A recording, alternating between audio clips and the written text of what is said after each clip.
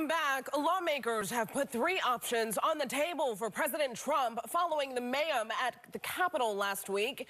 At least 5 people now dead in what was a very sad day in American history. Among the option for Mr. Trump, resignation, the 25th Amendment, and impeachment. Joining me now to unpack all of this is former Assistant U.S. Attorney and friend of the show, David A. Katz. David, thank you for joining us. You know, Great to be with you, Tisha. I want to first and foremost ask you, where were you on Wednesday when all of this unfolded? Well, I was watching it on TV out here in California, and I was getting ready for the debate, about Arizona and, this very scholarly debate that I was expecting the House to have. I was looking forward in particular to hearing from Adam Schiff, who's an old friend of mine from the U.S. Attorney's Office under the Reagan administration. And of course, then all of this mayhem broke out. And, the first thing it reminded me of, to tell you the truth, when they breached the halls was the Iran hostage crisis.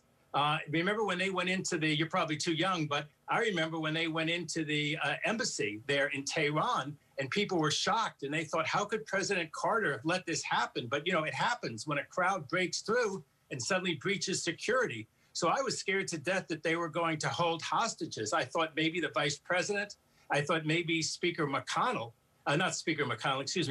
Leader McConnell.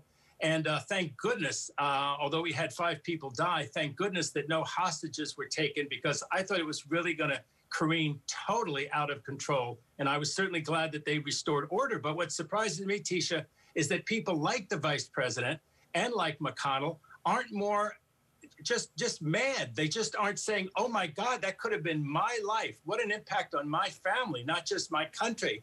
And they need to stand up for themselves and stand up for what Trump did to them, because Trump incited this riot. They may be fellow Republicans. They may be conservatives, but it was Trump who put their lives at danger. Pence's, they had a noose getting ready to try to lynch or hang the vice president.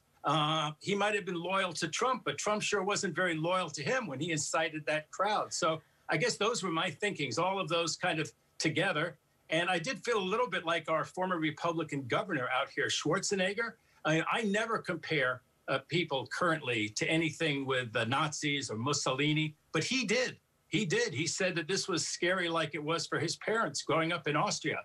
And this amazing influence that Trump seems to have on people's minds. I'm not saying that these people are like Trump, but Trump has this amazing, almost hypnotic ability to have these people, as I say, go in there. He was like the Ayatollah who had those students go into our U.S. embassy in Tehran. I mean, how could he get under their skin like that? How could he inspire them to such mayhem, such bedlam? And yet the Ayatollah did it, Trump did it. They have amazing hold on these vulnerable, susceptible people. Of course, some of those people were out for absolutely no good and were bent David, on let me ask you really quick, because as we're looking at these images and the video, and it's terrifying to watch. So when we're talking about these 3 options that are on the table, resignation, House Speaker Nancy Pelosi in a letter to her colleagues saying that the House plans to move forward with impeachment legislation, and then you have the 25th Amendment. What do you think will happen moving forward in the coming days? I don't think Trump will resign. That would be good for the country. It would actually be good for his party. But he doesn't care about his party or the country. I mean, I think that he's shown that, unfortunately. The 25th Amendment, I think that Trump ought to be removed. He really is dangerous these last 10 or 11 days. You see why people are worried. He's got his finger on the nuclear trigger, right? But I don't think that the cabinet, look who the cabinet, you're going to wait for Wilbur Ross to vote to remove him? You're going to wait for Pompeo to vote to remove him?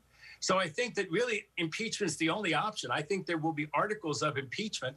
And as I say, it'll just be a self-preservation thing. I think the Republican senators may vote for it this time when it goes over to the Senate later this week. So, David, if you say they were the victims. If you say that, Tisha, they were the victims. They were the would-be hostages. The Republican senators were.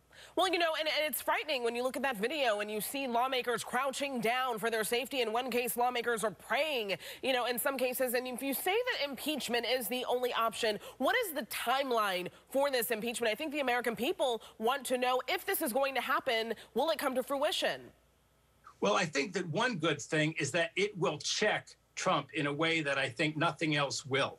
So I think, let's say Tuesday, it goes over to the Senate. Let's assume for a minute that Trump is mortified, that he is chilled.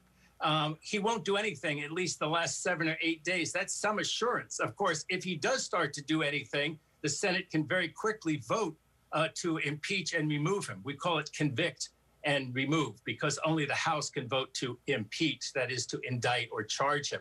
But they'll do that, Tisha, Monday or Tuesday, and then it will fall to the Senate. The other thing the Senate could do is they could bring it up after Trump has left office on January 20th.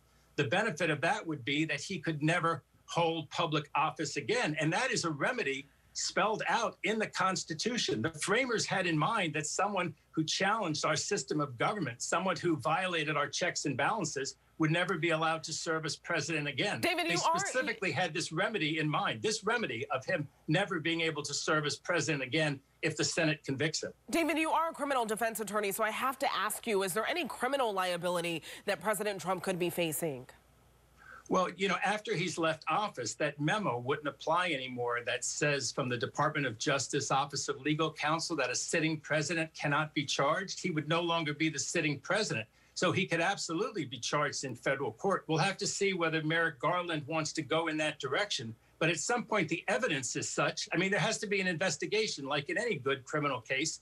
And then once you have all the cards on the table, then the prosecutor has to look at it with a whole lot of different factors in mind. But there's certainly a very strong case to charge him with incitement to insurrection. It's a crime. It's a potentially very serious crime. And some of the other speakers, I don't mean to single them out, but Giuliani, his son, they gave inflammatory speeches too. All right, the world is watching. Former Assistant U.S. Attorney David Katz, thank you so much for joining us on the Final Five. Still ahead.